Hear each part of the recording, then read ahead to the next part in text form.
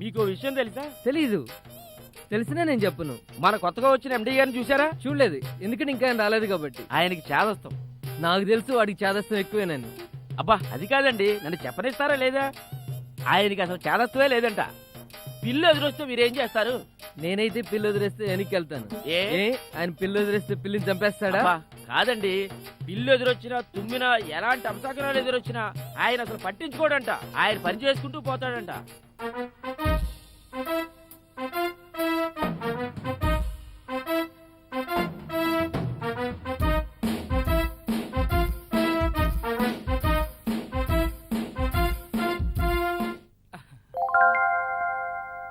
Welcome sir. Welcome sir. Welcome sir. Welcome sir. అయ్యో, ఇలా దండలో వేసి నన్ను దూరం చేయకండి. నాకు ఇలాంటివంటి నచ్చవు. నన్ను మీలో ఒకటిగా చూసుకోండి. నేను వైజాగ్లో పనిచేసేటప్పుడు కూడా అంతే, అందరితో కలిసిపోయేవాడిని. నేను ఇంటికి నడిచి వెళ్ళేవాడిని. నాకు స్కూటర్ కూడా లేదు. నాకు సింప్లిసిటీ అంటే అంత ఇష్టం అన్నమాట. Okay okay okay. ఇక ధైర్యం విషయంకి వస్తే, ధైర్యంలో నాకు నేనే సాటి. ఈ దొంగలు ఎక్కువగా ఉంటారు. స్టోటపురం. ఆ ఊర్లో ఓ రోజు నేను నడుచుకుంటూ వెళ్తుంటే ఓ దొంగ ఎదురొచ్చాడు. వాడు సడన్ గా జేబు నుంచి కత్తిచ్చాడు. అప్పుడు పర్సనల్స్ ఇచ్చారా సార్? జోకేశారా అండి? ప్లీజ్, వాడి దగ్గర కత్తుంది కాబట్టి సరిపోయింది. నా దగ్గర ఏ ఆయుధం లేదు. అప్పుడు నేనేం చేసుంటాను? వెనక్కి తిరిగి చూడకుండా పారిపోయింటారు సార్. వెటకారాలు వద్దండి. వెంటనే ఓ గుద్దు గుద్దాను. ఎగ్గిరి అవతల పడ్డాడు. Good morning sir. Good morning. నా పేరు అనిల్ సార్. ఇక్కడే క్లర్క్గా పనిచేస్తున్నాను. అనిల్, కాలేజీలో మనం ఒరే సుబ్బు, సుబ్బారావు. ఒరే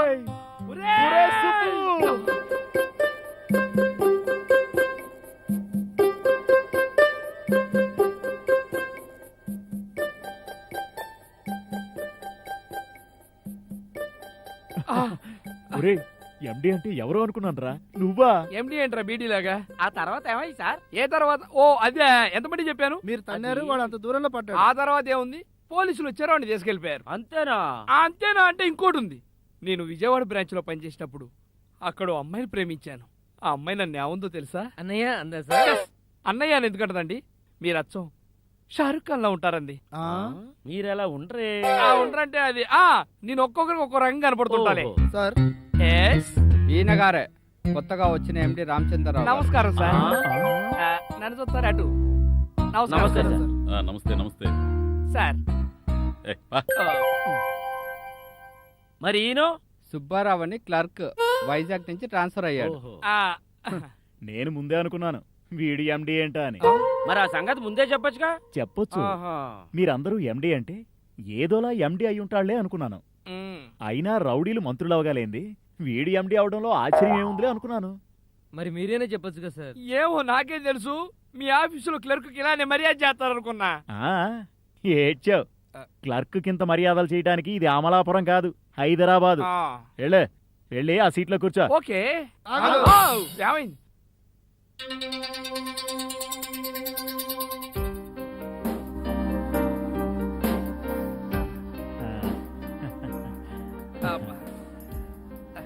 సార్, ఏం తీసుకురమ్మంటారు? 2 టీ. అలాగే. ఏంట్రా విశేషాలు?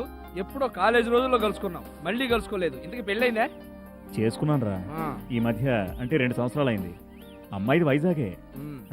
నీ విషయాలేంటి?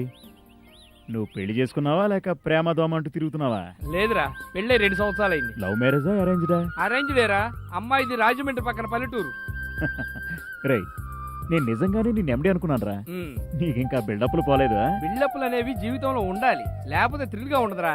బిల్డప్లు ఎక్కువైతే జీవితంలో ఒక్కోసారి తప్పులు జరుగుతుంటాయి. నువ్వు ఇంకా మారలేదురా. ఏ విషయంలో? ఇదిగో ఇలా ఎదుటి స్పీచ్ ఇవ్వడంలో. ఇంకేంటి విశేషాలు? ఏముందిరా, అమ్మా నాన్న వైజాగ్లోనే ఉంటున్నారు. నాన్న రిటైర్ అయ్యారు, చెల్లికి పెళ్ళయింది. జీవితాన్ని ఇలా నెట్టుకొస్తున్నాను. సరే, నువ్వెన్నాళ్ళైందిరా ఈ జాబ్ లో జాయిన్ అయ్యి? 3 years అయిందిరా. జాయినింగ్ ఆర్డర్ వైజాగ్ లో తీసుకున్నాను. ఇగో ఇప్పుడు ఇక్కడ ట్రాన్స్ఫర్ అయ్యా. సరేరా, వెళ్దామా? ఏంట్రా, మీ ఆవిడ త్వరగా రమ్మందా? అవునరా, ఈరోజు నన్ను తొందరగా రమ్మంది. చూడరా, నేను వెళ్దాం అనేది మనం చెప్పినట్టు వినాలి, అది చెప్పినట్టు మనం వినకూడదు. త్వరగా రండి, బజార్కి వెళ్దాం, రాకపోతే ఫీల్ అవుతాను. ఇలాంటి విషయాలు నా దగ్గర చెప్పకరా. నువ్వు చెప్పింది చాలా రాంగ్ రా సుబ్బారావు. పెళ్ళాం అంటే నువ్వు చెప్పినట్లు ఉండేది కాదురా. ఆవిడ కూడా మనిషే కదా. ఆవిడ చెప్పింది మనం వినాలి, మనం చెప్పింది ఆవిడ వినాలి. ఇలా ఒకరికొకరు విలువలు ఇచ్చిపుచ్చుకుంటేనే కదరా సంసారం. ఒరేయ్, నీకు ఆదర్శాలు ఉండాల్సిన కన్నా ఎక్కువ ఉన్నాయిరా. నువ్వు మరీ 1965 లా మాట్లాడుతున్నారా? నువ్వు మాత్రం హైటెక్ భర్తలా మాట్లాడకు. అరే, ఆదర్శాలు అనేవి మనం ఇతరులకు చెప్పడానికి కానీ మనం పాటించడానికి కాదు. రేయ్, నువ్వు ఆవేశంలో ఉన్నావురా. ఆదర్శాల గురించి నీకు ఇప్పుడు చెప్పినా అర్థం కాదులే. అర్థం కాకపోవడానికి నువ్వు చిక్కు ప్రశ్నవి. రే, ఎవరిష్టం వాళ్ళు నీకు కాదన్ను. అలాగని ఆదర్శం అని కూర్చుంటే అదే అనార్థానికి దారితీస్తుంది. అలాంటి పరిస్థితి రాకుండా చూసుకో. ఆఖరికి నిన్ను ఓదర్చడానికి ఎవరు ఉండర్రా. ఓకేరా, ఎవరి అభిప్రాయాలు వారివి. ఒకరి అభిప్రాయం ఒకరి మీద రుద్దడం అనేది చాలా మూర్ఖత్వం. అందుకని ఈ విషయం ఇక్కడితోనే వదిలేద్దాం. సరే, పద వెళ్దాం. బాబు సార్, నేను ఇస్తాను రా. నువ్వు ఆగరా, నేను ఇస్తున్నా.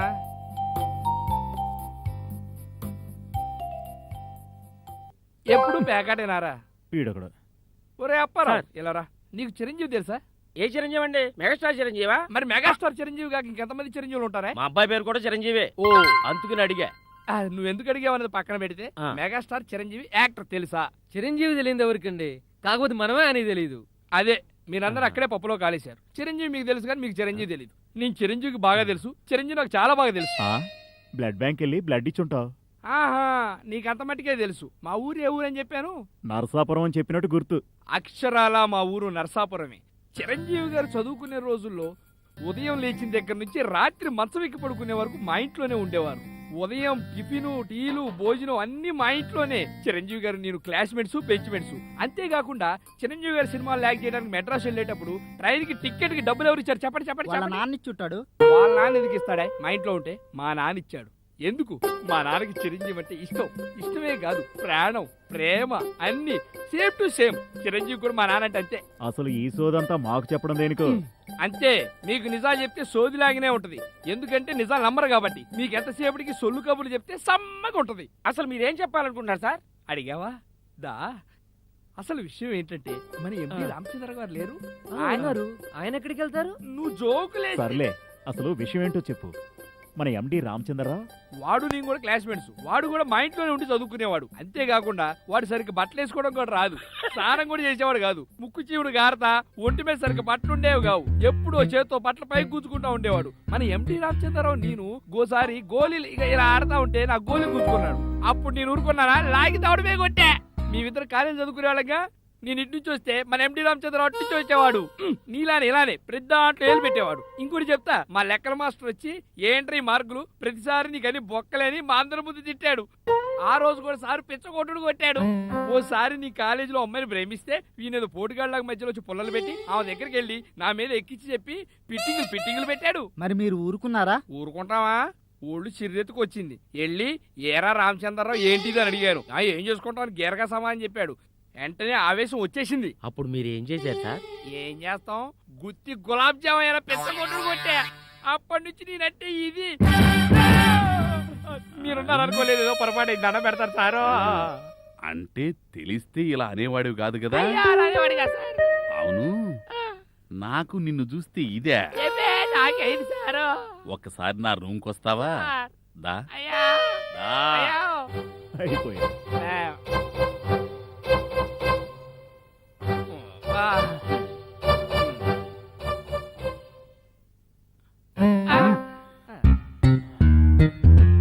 నువ్వు నా గురించి ఏమనుకుంటున్నావయ్యా? నేనేమనుకోవట్లేదు సార్.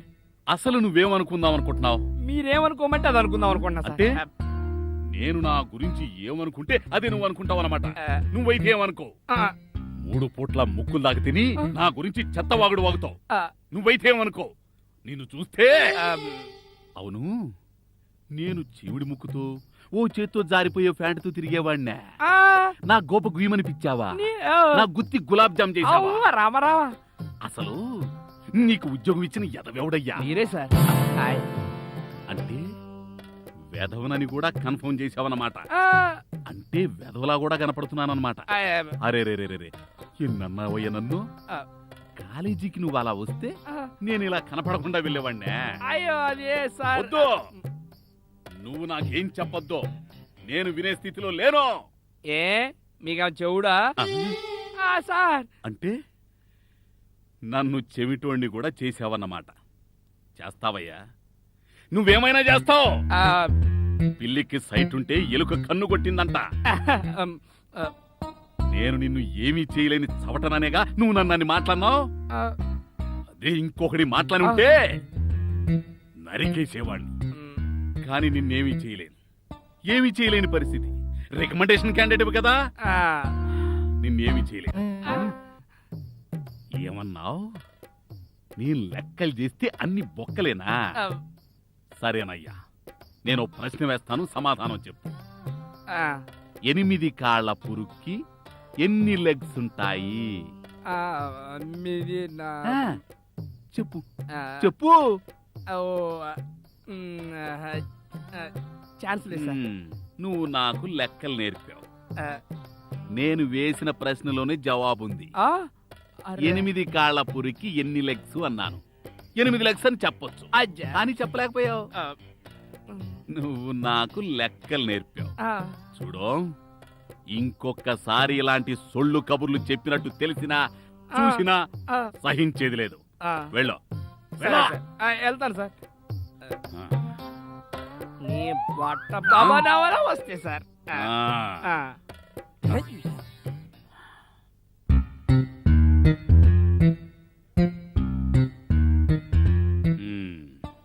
అనిల్, సుబ్బారావు రాలేదా? తెలీదు సార్, ఫోన్ కూడా చేయలేదు. చెయ్యి లేదు, కాలు లేదు అనకండి. ఎందుకు రాలేదో కనుక్కోండి. అలాగే సార్.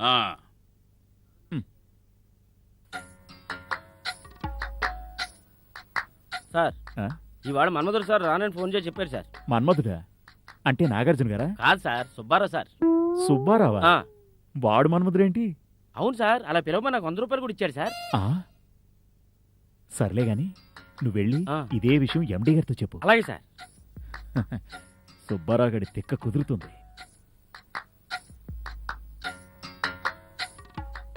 సార్ సార్, ఏంటి? ఈ రోజు మన్మధుడు సార్ రానని ఫోన్ చేసి చెప్పారు సార్. మన్మధుడా? మన్మధుడు నాగార్జున కదా? కాదు సార్, సుబ్బారావు సార్. వాడు మన్మధుడా? అవును సార్, ఈ లవ్స్ ఉమెన్ అండి సార్. అలా అని పిలవమని చెప్పాడా? అవును సార్, 100 కూడా ఇచ్చాడు సార్. అంటే ఎవడు 100 ఇచ్చినా పిలిచేస్తావా? అవును సార్, మీరు ఇచ్చి చూడండి సార్, మిమ్మల్ని ఎన్టీఆర్ అనబోతే అడగండి. ఆ, వాడు మన్మధుడిలో నాగార్జున్లా ఉంటానని ఫీలింగ్ కాబోలు. నాగార్జున్లా కాదు కదా, మామగారులో బాబు మోహన్ లాగా కూడా ఉండడు. ఈసారి పిలవమంటే ఇదే విషయాన్ని వాడితో చెప్పు. అలాగే సార్. ఇంతకీ ఎందుకు రావట్లేదో చెప్పాడా? చెప్పలేదు సార్. కొవ్వు, చాలా కొవ్వు ఉంది వాడికి. సరే, నువ్వు వెళ్ళు, వాడి సంగతి నేను చూసుకుంటా. అలాగే సార్.